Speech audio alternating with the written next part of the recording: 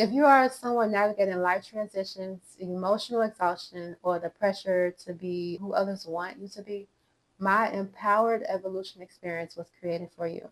You don't have to do it alone. Let me be your woman, Hey, beautiful minds.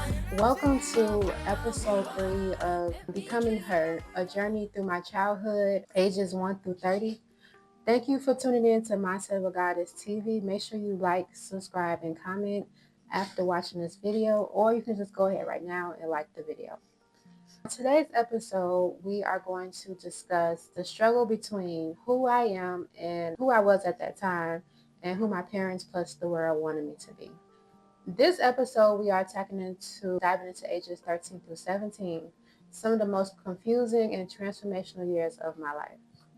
If you are navigating through identity, pressure, or the inner war between who you are becoming and who others expect you to be, this episode is for you.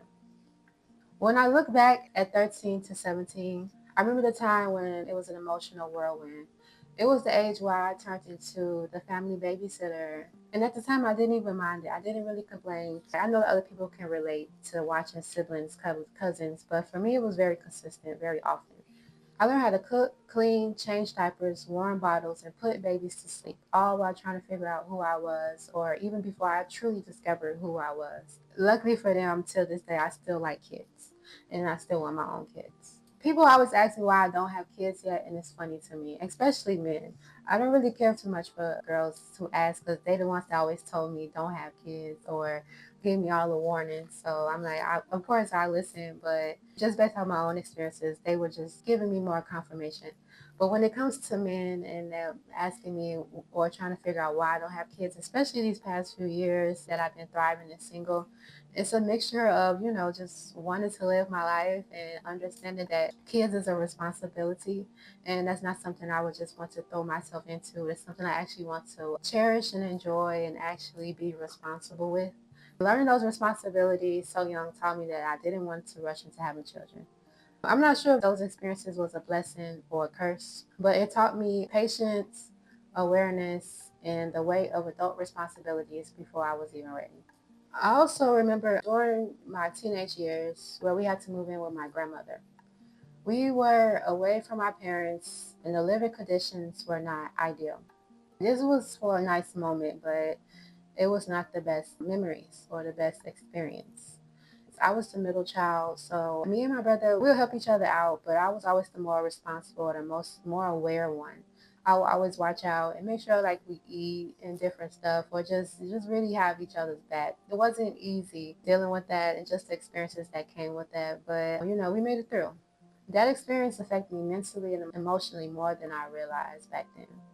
I always felt like I had to be on guard, emotionally strong and responsible. And some people can say that about me now, especially when they do me wrong or they make a mistake. And looking back, I see how that shaped me to the way I show up for others now. During my teenage, the 13 to 17, I had to experience a lot of caretaking, whether it was from kids, my parents, myself, or just a friend, anyone around me. At times I did say no, but of course when it comes to your parent, that's hard to say no to, or you just naturally feel obligated. And for so long I always felt obligated. Another piece of me awakening to a spiritual piece. I didn't know what to call it then, but I was becoming more observant, more sensitive to energy, and more aware of people's intentions. Some people made me feel drained, while other people made me feel more inspired. Some people talked down on me and had negative things to say. Then I had another side or another group of people who would actually compliment me and encourage me. And this was going on well through my 20s. This was when I started in my teenage years and well through my 20s. That was the beginning of me spiritually waking up, and even before I even had the language for it. And even though I like reading and writing, school never truly resonated with me. Certain subjects did, of course, but when we talking about in a traditional sense, spiritually, I understood now that I was always seeking wisdom more than knowledge.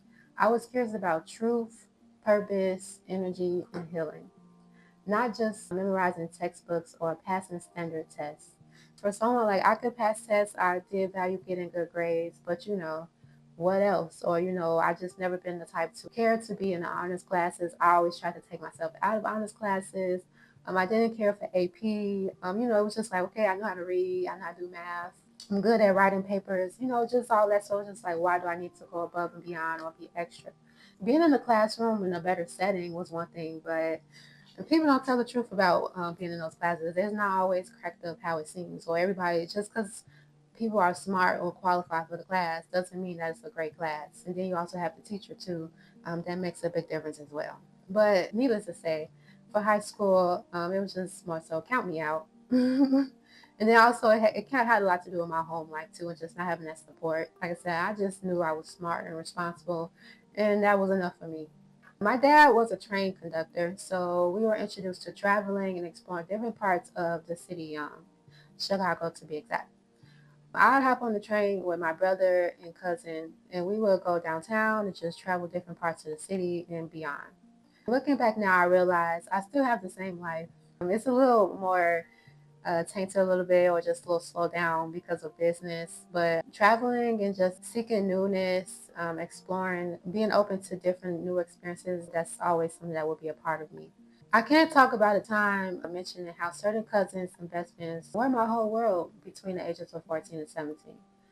Those bonds gave me a sense of safety and belonging when it felt confusing at the time.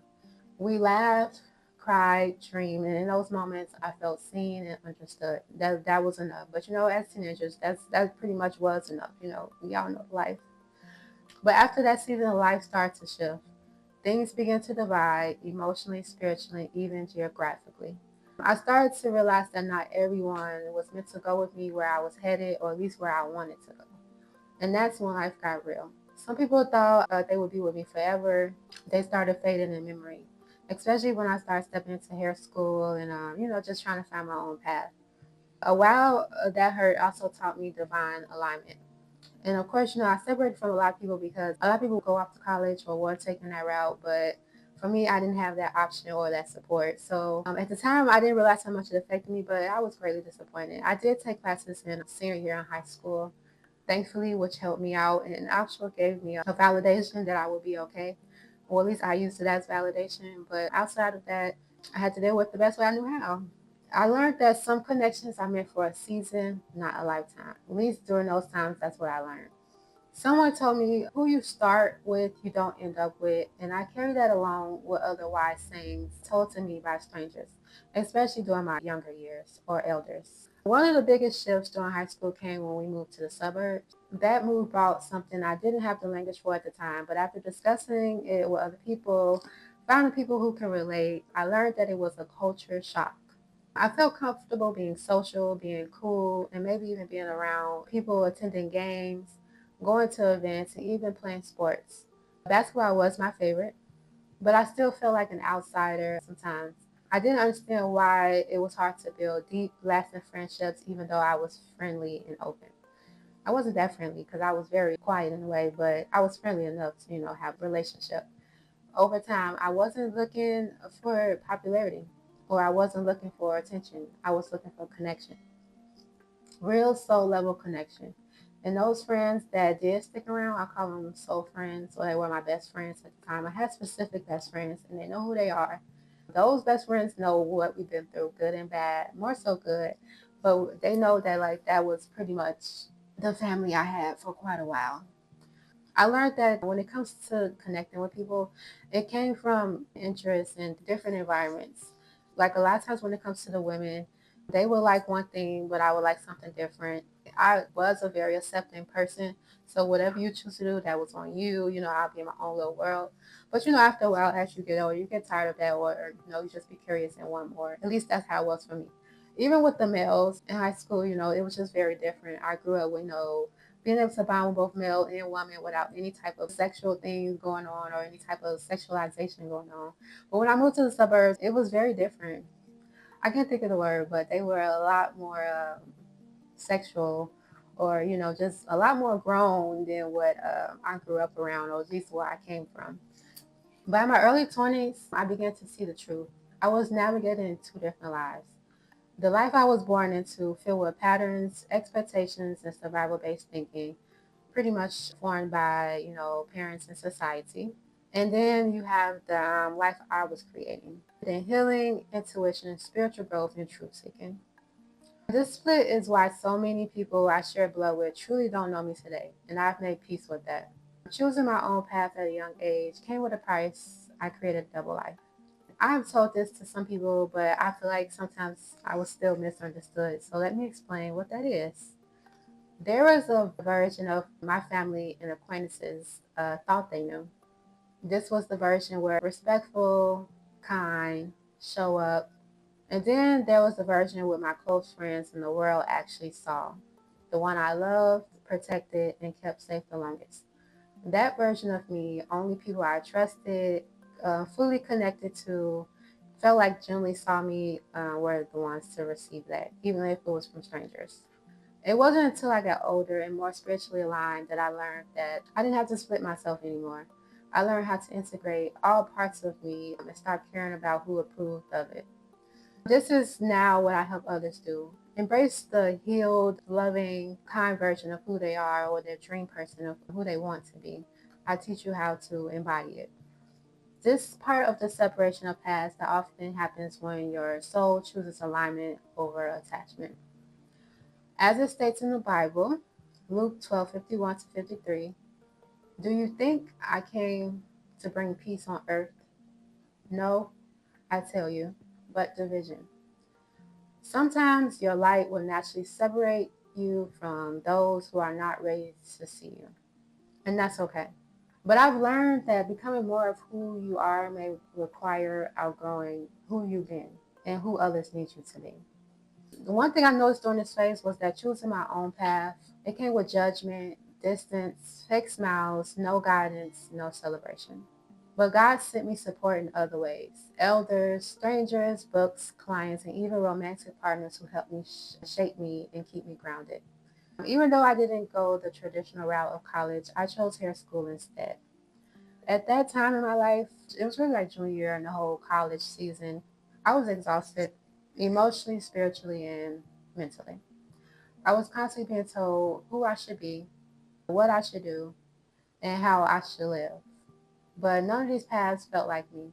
So I followed the one that gave me peace, even if no one clapped for it.